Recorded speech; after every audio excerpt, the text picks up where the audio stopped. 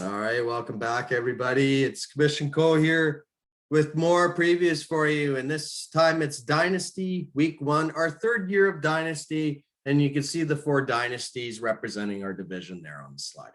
Yeah, I agree. Dynasty is one of those I get really excited for. Like, soon as the draft happens, I'm like, oh, who are all these rookies that I can pick up? And yeah, I'm excited. I get excited for Dynasty every year, and I'm glad to be in it. And let's get started. I think that did I go to? Oh, there we go.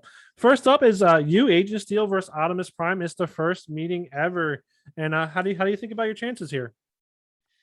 Well, when I look at it, and again, I don't put too much weighting on it, but the NFL.com projections only has me winning by 11. So, I think I thought it was going to be a no-brainer. I win this one, but a lot of things have changed for Optimus Prime's favor.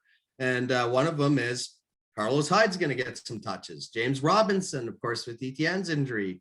Sony Michel, all of a sudden in the Rams. Like, how big of a role is he going to have, right? So, I think a lot of things have tilted towards Optimus Prime to get that to be a closer score. But I think the big thing is it's going to come down to Thursday night. I got Dallas. I got Amari Cooper. I got CeeDee Lamb. I am hoping that they do enough, or at least in a comeback in garbage time, to get me the win. And I think they will. I think Dallas is good enough. They got a good enough offense to compete against Tampa Bay, and I got myself money. I agree with you that he definitely got lucky on some of those players. Also, Traquan Smith is not injured. He's not on injury report, so that definitely helps him there. Honestly, I think he has the better quarterbacks than you. Let's just be honest, but I don't think his running back room, nor his wide receiving room, nor his flex players are better than yours. And I think that is why I'm giving you the win. And you do have the two Browns running backs, and I think they're going to pound the ball early, and they're going to get a big lead, and the Chiefs are not going to be able to come back, and I think they're still going to run the ball. So you're going to get points, in garbage time for carries, and I think that's going to give you the win here. Next up, we have Bare Naked Ladies versus Curly Lamborghini, and it's an opportunity for a good start, but I believe Joshua said that he was in the mood to trade all his players away because he's looking to next year.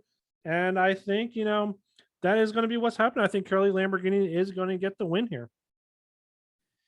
Yeah, I think this one's a no-brainer. Easy W for Sven and Curly Lamborghini, projected to win by a full 32 on NFL.com. So clear-cut advantage there.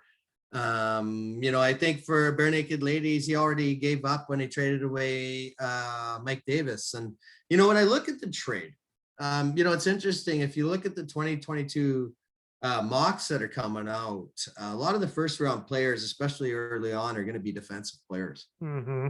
Is it a good time to really stock up those round 1 picks if there's not going to be that great of offensive talent coming up? I mean, of course, there's always talent, but how good is it going to be? And, I think for Sven, he got Gus Edwards and Adam Humphries last year from me in a trade for next to nothing. I was trying to go for it all. Looking back, very bad trade. I think those 2 guys will help carry him the victory with Devontae Adams as well in that shootout that we discussed. It's going to be an easy win for Sven. Yeah, and just looking at his wide receiver room, I mean, it's pretty sick. So that's definitely going to give him the win here as well. Next up, we have the Illuminati versus the Zebras, and it is definitely painful. It's going to be a painful game. I mean, I had the Illuminati, I think, winning a couple games here and there. But, I mean, let's just be honest. His teams got injured, and he took a couple players that I probably shouldn't have taken, and I don't think he's going to win. I think Zebras is going to get the W here, and I had her originally winning as well. So, yeah, I don't see him winning at all.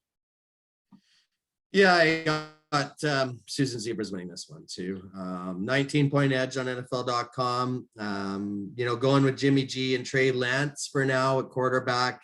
But the highlight of Susie's team is all the people she got in the draft the year prior: Jonathan Taylor, Antonio Gibson, Zach Moss.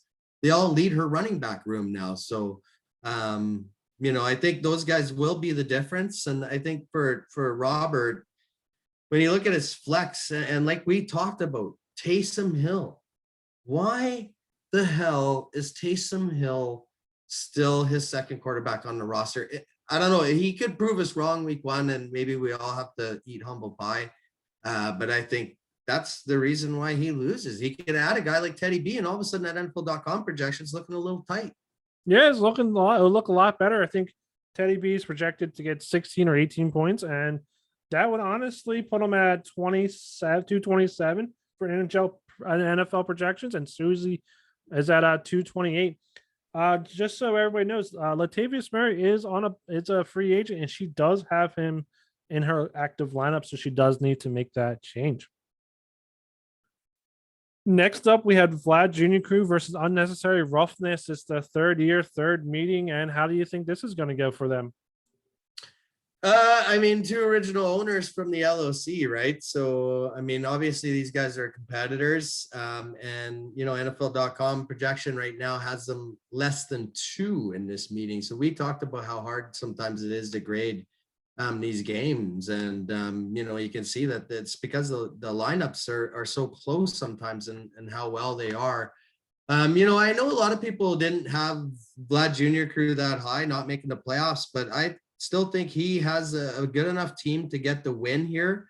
I have concerns on Milan's side. I got concerns about Dak. Is he fully healthy? Right? We don't know. We haven't seen him much. Saquon Barkley, same thing. But, if these guys go off, then obviously Milan's going to win that game. But I think, to me, the questions still need to be answered. And that's why I'm going with Chris and Vlad Jr. Yeah, I'm actually going to go the opposite way. I'm going Unnecessary Roughness. I do have Vlad Jr. going 7-6, so definitely on the cusp of making the playoffs for me. For me, though, the reason that I think Unnecessary Roughness is going to win is that running back room. Vlad Jr., every one of his starting running back is in a timeshare at least. And how much they're going to get of that timeshare is to be determined. Versus, Unnecessary Roughness, he does have Chris Carson. Javonte Williams is in a timeshare, but Saquon Barkley, if he is healthy, as they say he is, he's going to get those carries. And I think that's going to give him the win. Also looking, he does have AB versus Aguilar, Higgins versus Cup or Randall Moore. I think he has better wide receivers as well. And I think those are going to give him the win. And even though, Vlad Jr. does have better tight ends. Next up, it's Philly Miracle Men versus Bolt Up. Also, I believe before was Flaming Dragons, and it's called the trade. Actually, it should be called will Bolt Up go 0-5 against me, or will he finally get a win? I think the tide turns this year because of the trade. I know you said Hurts is bum, but he's still going to get some points, right, in that position. And then Herbert, tough matchup, of course, this week, but I mean, you guys are projected to score under 200, which in Dynasty, I didn't even think was possible unless you're obviously the Illuminati. You have Marlon Mack as one of your starting running backs. Bolt Up just traded a round 1 for Mike Davis. I mean, I think obviously a round 1 for Mike Davis is kind of a lot to pay for an aging running back that's been a journeyman, but it's going to fill a hole for him. And he's got Robbie Anderson in the revenge game. And I think that's going to make a big difference as well. Your guys' lineup is just too weak, all across the board right now. I mean, you do have some good players mixed in there, but you guys are just clearly rebuilding. And obviously Lucas wants to make a statement. I agree. I also have Lucas winning. I mean, you're right. I am scoring 187 points with no quarterbacks starting. So, I mean, if I had two healthy quarterbacks playing, I would be over, 230, 240, and it's a completely different game we're talking about here. I also do have, Michael Pitts and Gainwell on the bench. We're actually deciding who we're going to start this week for running backs, but I still have Bolt Up winning this week, and he is probably the first one he'll get and the last one he'll get in a couple of years. Next up, we do have Iron Crush for Sabatica Spartans, and it is implication. I'm not even going to try because I'm going to butcher it. I'm going to let you go. Yeah, well, the Yamato division, obviously. So week 1, we get to see these exciting matchups, and this is one of them. NFL.com projection right now, less than a point is the difference right now. Adrian taking the win.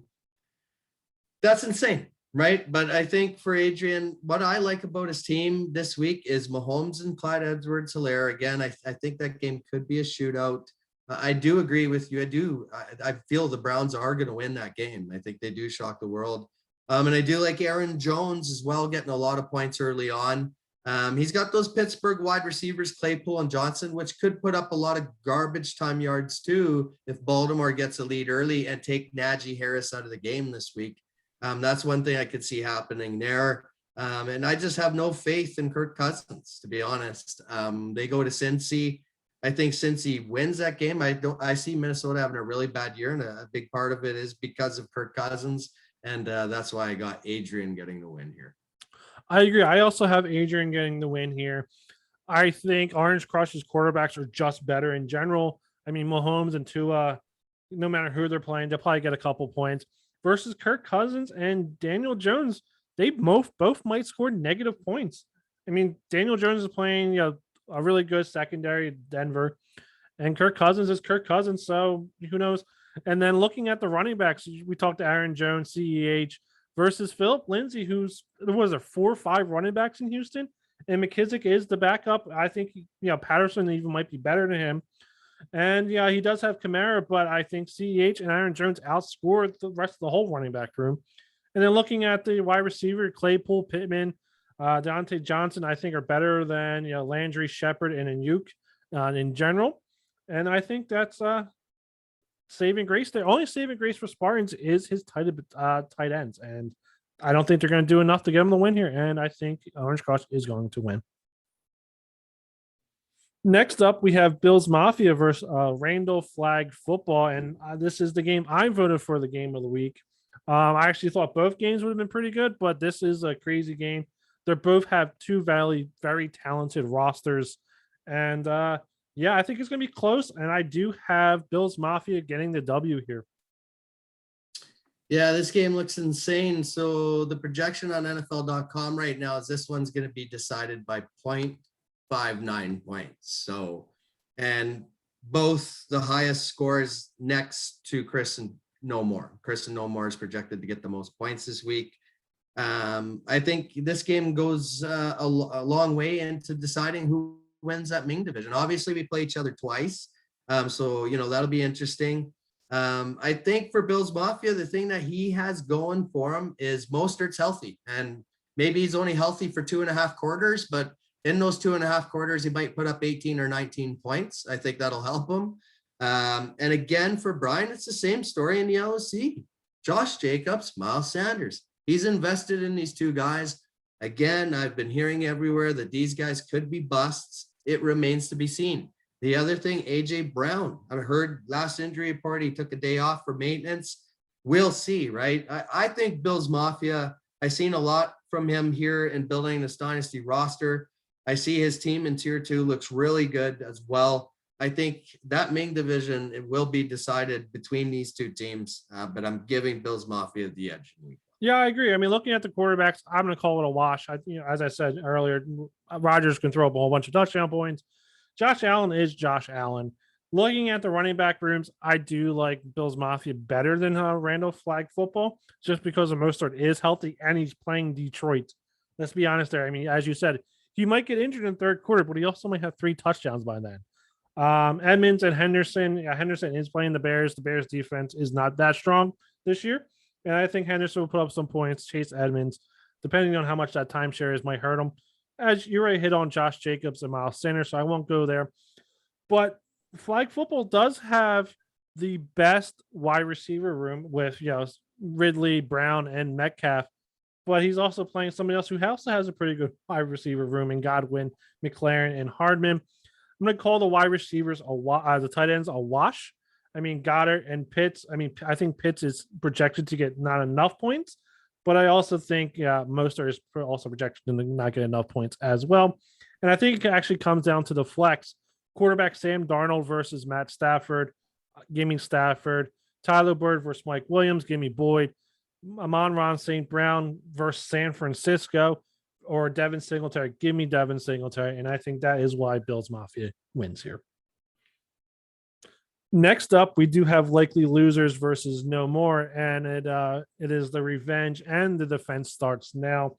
I know we've said it every year. How do likely losers win?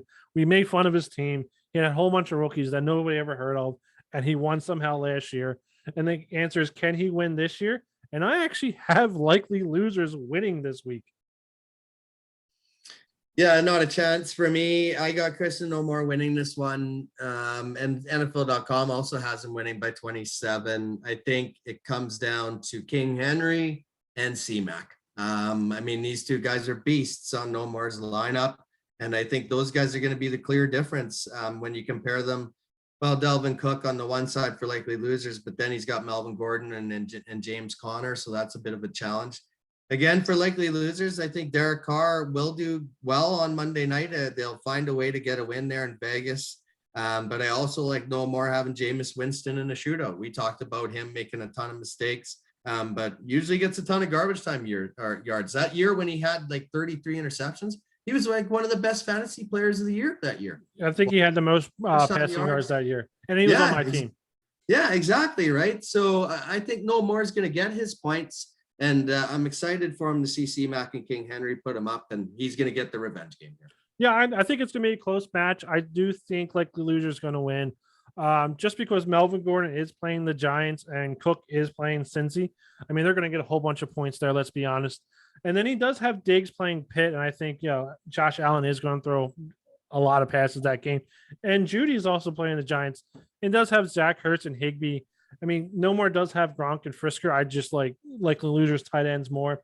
I think it's going to be a close game. I think NFL is projecting this to be 20-point difference, something along those lines.